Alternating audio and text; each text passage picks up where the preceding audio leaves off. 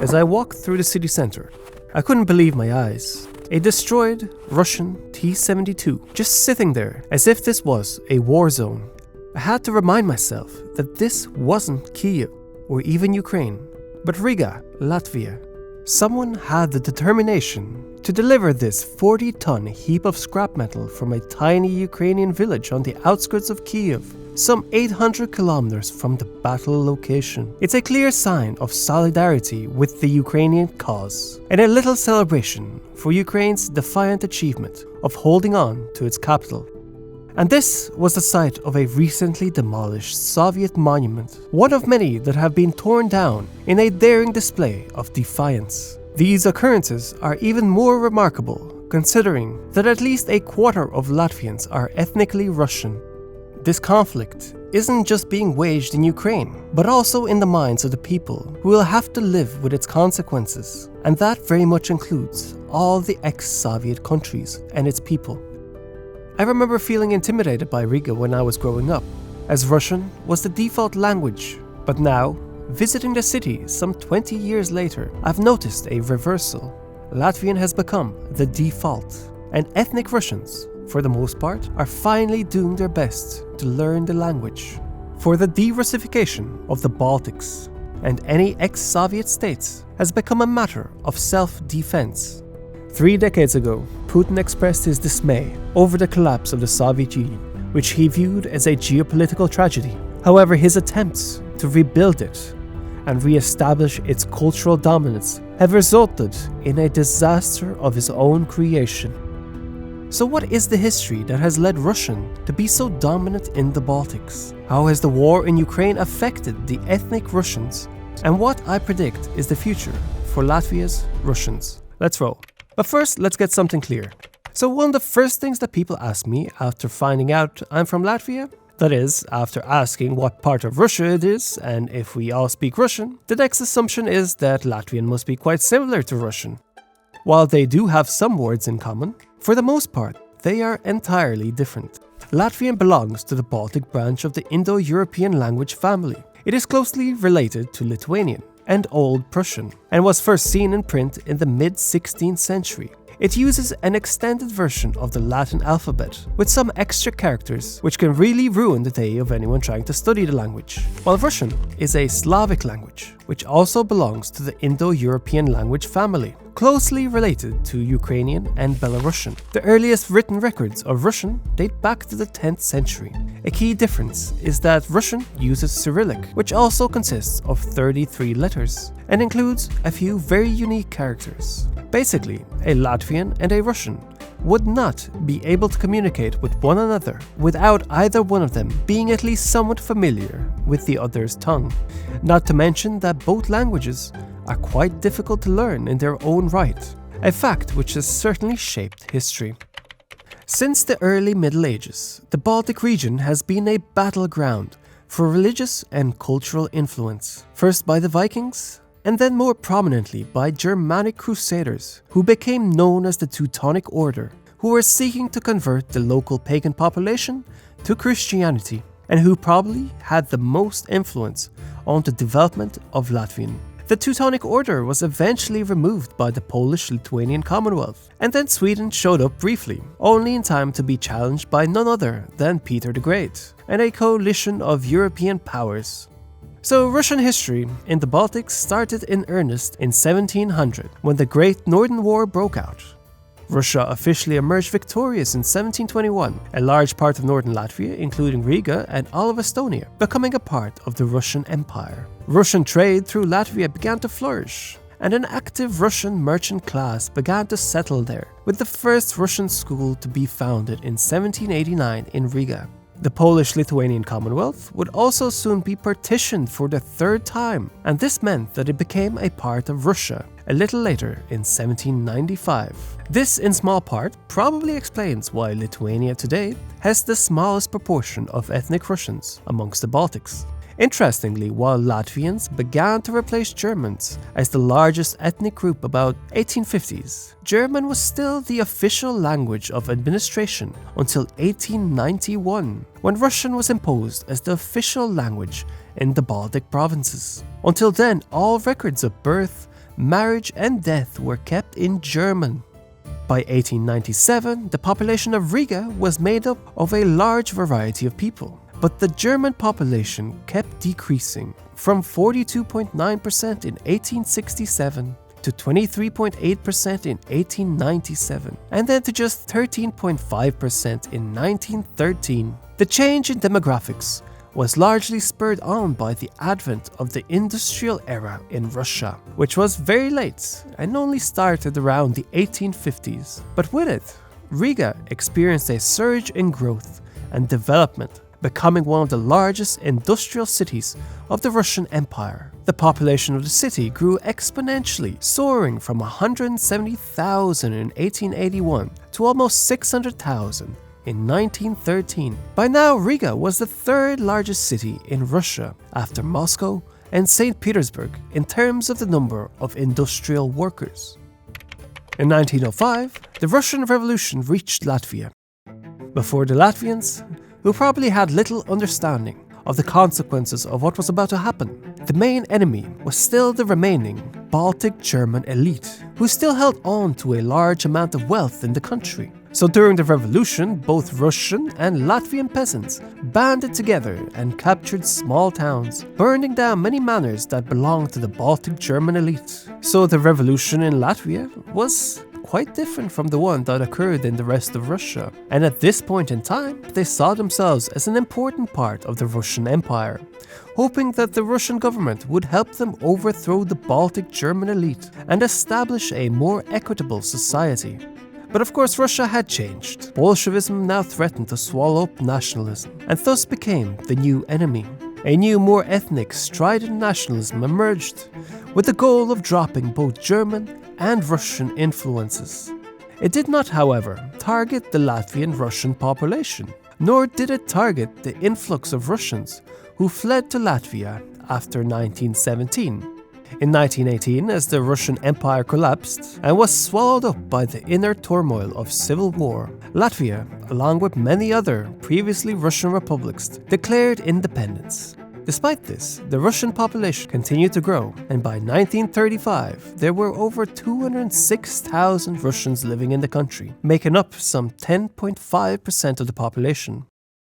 Many Latvians were already bilingual, while the Russian-speaking population tended to use Russian exclusively. At the time, there was little incentive for Russian speakers to learn. Russian was the language of power and prestige, and those who spoke it had better job opportunities and access to education. In addition, many Russians saw Latvia as a temporary home and did not plan to stay permanently, and were able to send their children to Russian schools. In 1939, the Soviet Union and Nazi Germany signed the infamous Molotov-Ribbentrop Pact, which included a secret protocol dividing Eastern Europe. Latvia, along with Estonia and Lithuania, fell into the Soviet sphere of influence. The Soviet Union demanded that these countries allow Soviet military bases on their territory, which they of course refused. So in June 1940, the Soviet forces invaded the Baltics and annexed them. The occupation was brutal, with mass arrests, executions, thousands were deported to Siberia, never to be seen again. Soon after that, however, Nazi Germany invaded and took control. Quite a few perceived them as liberators. The Second World War overall was a very confusing time in the Baltics, both for the people and historians alike.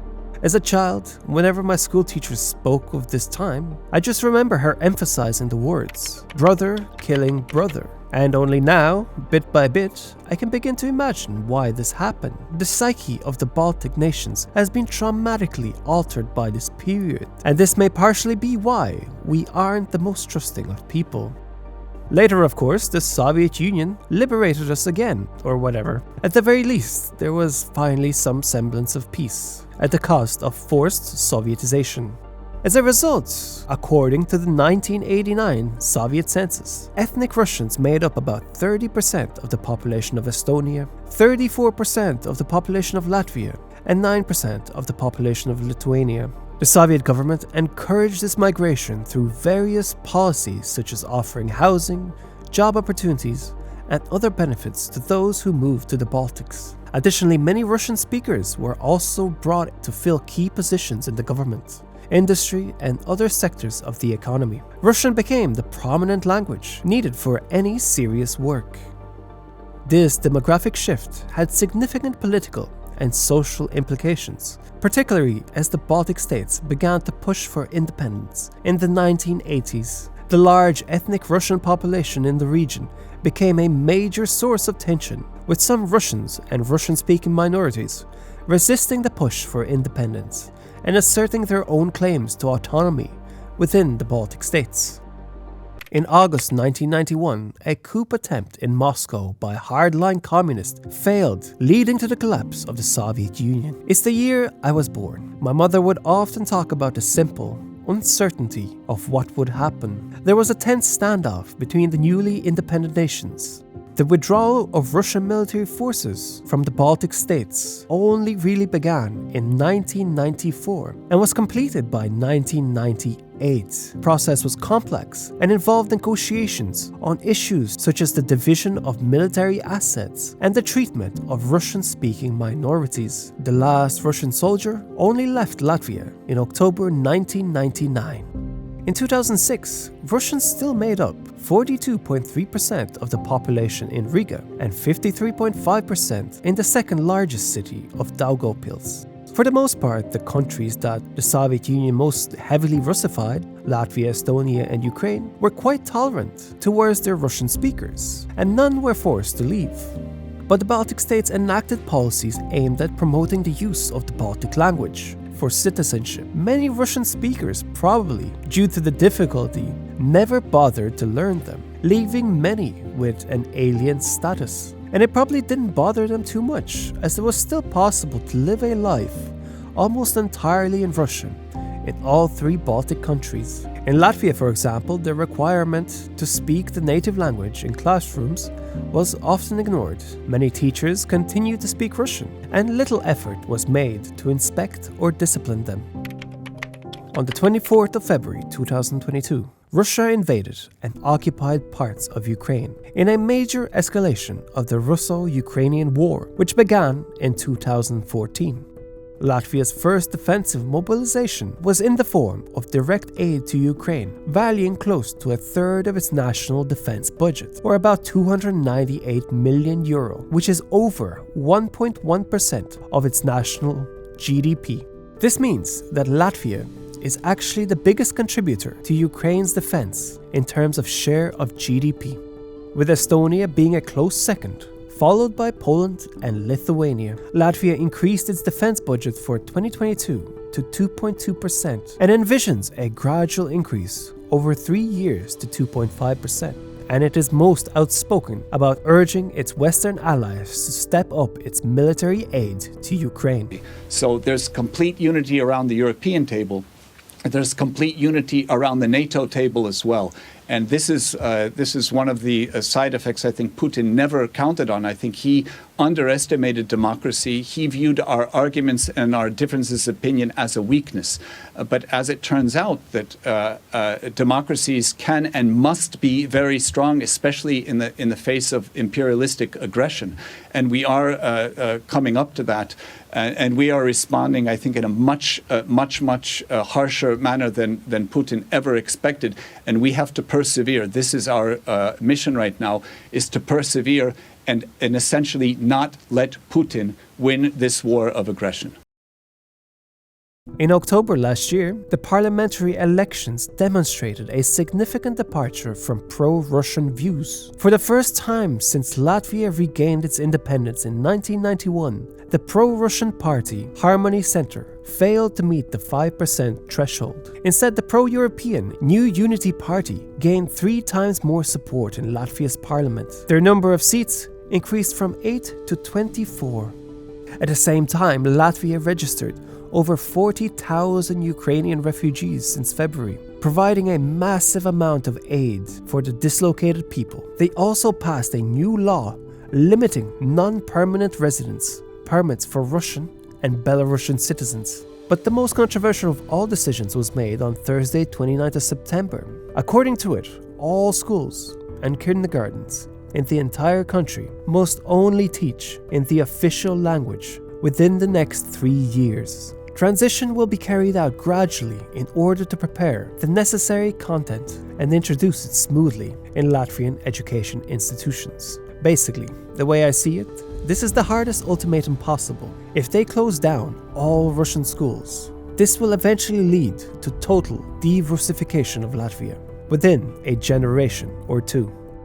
The war, supposedly in defense of Russian culture, has been a total disaster on its own terms, as Russian culture is now set to wither away in many places, and for good reason. For the Baltics, especially, it may literally be a matter of survival. Putin has many times used language to justify military actions. He has argued that Russia has a duty to protect ethnic Russians and Russian-speaking minorities, and that military intervention is necessary to prevent genocide or other atrocities. So the possible pretext for an eventual invasion of the Baltics is already there.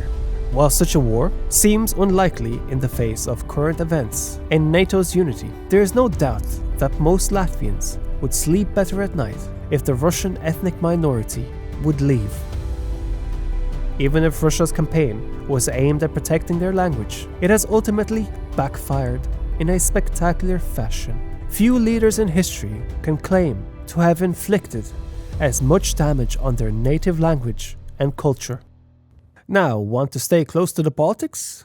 Watch my recent video on the Åland Islands, a demilitarized Swedish-speaking part of Finland. And this is my Patreon map. Everyone here has greatly contributed to my show. Please consider adding yourself either via Patreon or crypto donations. Geoperspective out.